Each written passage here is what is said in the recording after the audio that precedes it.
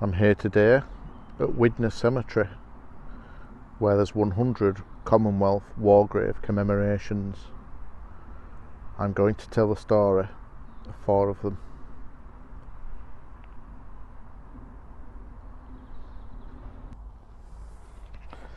I'm now by the grave of Sergeant James Robert Whittaker, who was born in 1922 in Preston, Lancashire.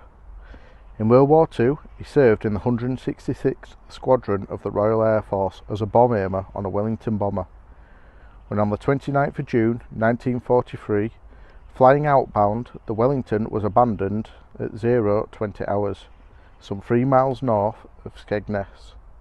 The aircraft is reported as crashing at Asperton Farm, Wigtoft, and burning out on the ground. The full crew managed to bail out successfully, but Sergeant Whittaker accidentally released his parachute and fell to his death. He was just 20 years old.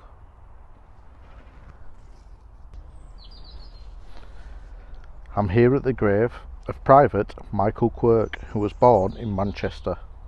He was a labourer by trade, but following the outbreak of the First World War, in August 1914, he signed up to the South Lancashire Regiment. He landed in France on the 3rd of February 1915. On the 5th of August 1917, he was wounded in action, and in September was invalided back to England. On the 4th of December 1917, he died of wounds and a cerebral hemorrhage in St Luke's Hospital in Halifax. He was 29 years old.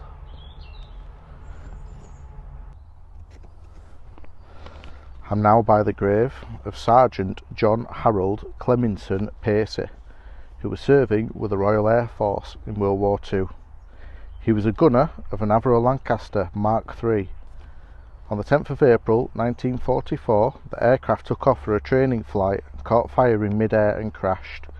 This killed all 8 on board. John was just 23 years old.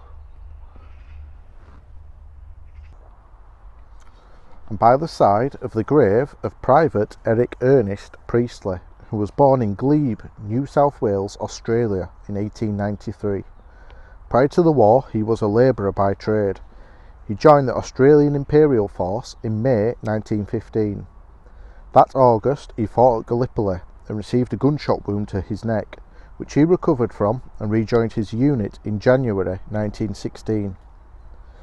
In August that year, he suffered from shell shock fighting at Pozieres at the Battle of the Somme. He rejoined his unit in September. In August 1917, he then suffered shrapnel wounds to his left arm. After recovery, he rejoined his unit in September. Just 1 month later, he received a gas shell wound. During his recovery, he married Ellie Cameron in February 1918. He rejoined his unit in April 1918. He was then wounded again in May 1918 with bullet wounds to his right femur and left tibia. He did make it back to England, but died at 12:30 p.m. on the 11th of June 1918 at No. 1 Reading War Hospital of those wounds. He was just 24 years old. If you like listening to the stories of the history of those who came before, then please give the video a like and subscribe to keep updated about future videos of the history of those who came before.